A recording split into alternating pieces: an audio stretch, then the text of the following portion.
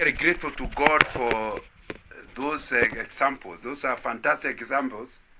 I still want us to have time for questions, so I'm encouraging people to write their questions in the chat box, so that in a few minutes I'll start dealing with it. Let me go back to that issue of integrity. Ethical behavior, I want to repeat, comes from a life of integrity, and a life of integrity has integrity because of values, living a life consistent with the values. Remember, the word integrity comes from the same root as integer.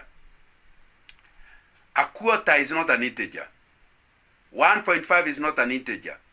An integer is a whole number. Integrity is wholeness.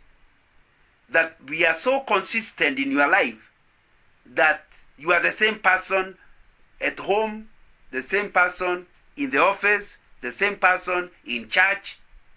People without integrity are different people.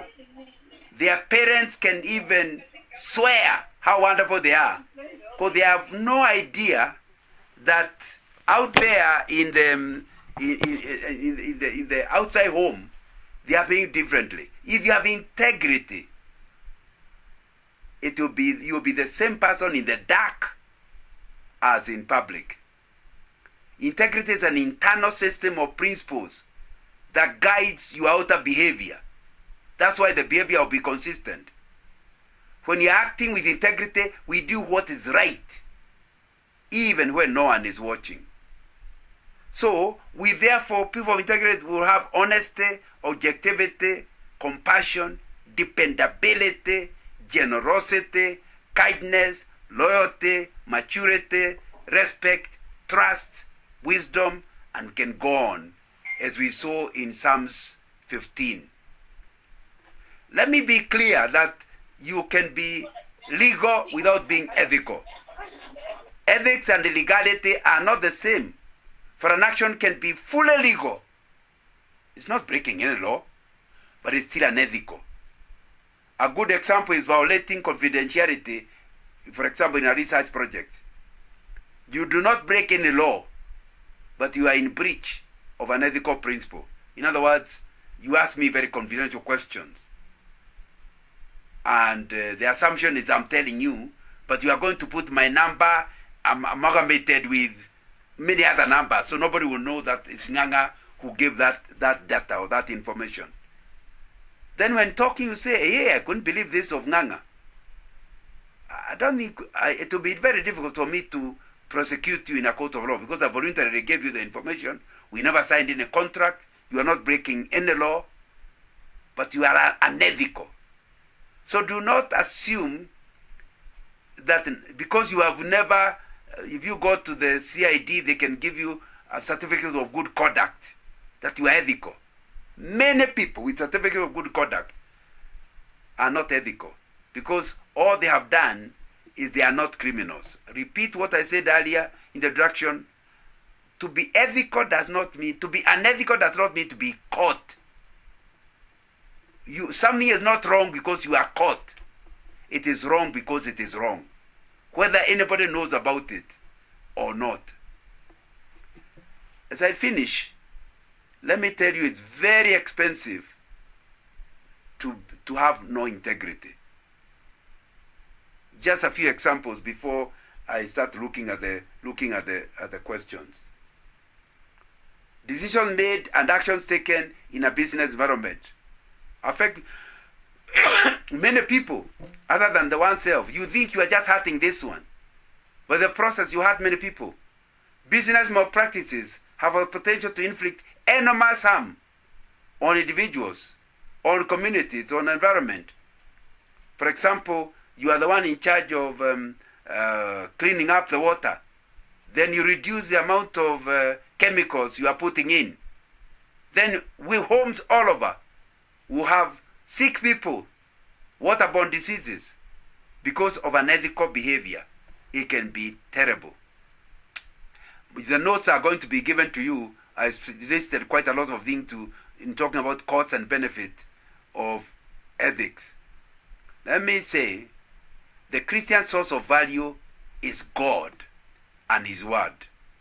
It therefore means to be ethical, means to be biblical. Christians believe that because they are created in the image of God, they have a capacity to recognize and understand God's truth. Therefore, they can live God's truth. It was St. Augustine who said, truth is not individual, but universal. Truth did not begin when you were born. It always existed.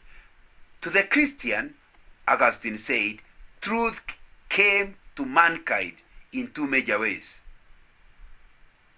That is the Bible and in creation. Thus he argues, St. Augustine, that the Christian source of value is God and His Word. And that's why you need to be somebody who reads the Bible daily, regularly. I've been reading the Bible. I started reading the Bible regularly as a Form 1 in 1960s, and I'm still doing it. And even what I read yesterday was simply giving me a new light. So if we really want to be ethical people, the Bible, daily Bible reading, and not just reading, but believing, and not just believing, but acting on what you have read, is what will put us in ethical ways. Is there any question in the chat box? And by the way, since I've left out some material I should have dealt with, if you go through the notes and you feel you want to ask me to clarify something, I'll give my telephone in the chat box so that you can after the meeting, you can follow me up. MC, is there a question? Yes. Irangi is asking, does it mean we don't have real men and women of integrity, since the examples we have given are mostly biblical, Joseph, Jesus? Can somebody answer? The question is not to me. Yes. One of those people who talked. Statement for us to think about. Yeah.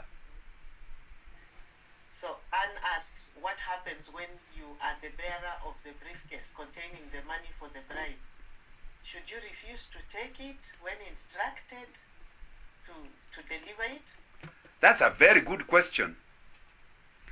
Let me put it differently. If your boss is immoral and he has asked you to be the pimp, you are the one who organizes for girls to get to him so that he is not seen in compromising areas. You are moral. You stay with your wife, but you are the one organizing. Are you really clean? Now, fourth, your boss to be sending you with money to go and bribe, he does not believe in your testimony. There are enough people almost in any place of work to send with bribes who cannot even question it. So why would he pick on you? My suggestion is, if somebody does that, take the time to talk to him about who you are and why you cannot be involved in something like that. Thank you. Thank you. I'm not seeing any other question in the chat. I don't know whether somebody wants to unmute and ask, or the elder's time is gone. Anyone with a burning one? Now, since I've given them a chance to write the questions directly to me after the meeting, yes, I can hand over the meeting back to you. And I'm grateful for the opportunity. This is a very, very important topic. That's why I'm willing to talk it outside the meeting. Thank you very much, Elder, and thank you for always heeding our call. Every time for those of us who are sitting here for maybe a second time because we are leading the group, we are always learning. So thank you very much. Elder has given his number there. And Elder will have an open session sometime just before we break for Christmas. So if any other questions arise there, I know you've given us a lot of food for thought. So I know we will be discussing further just to debrief and all that, and also in our groups. So we will compile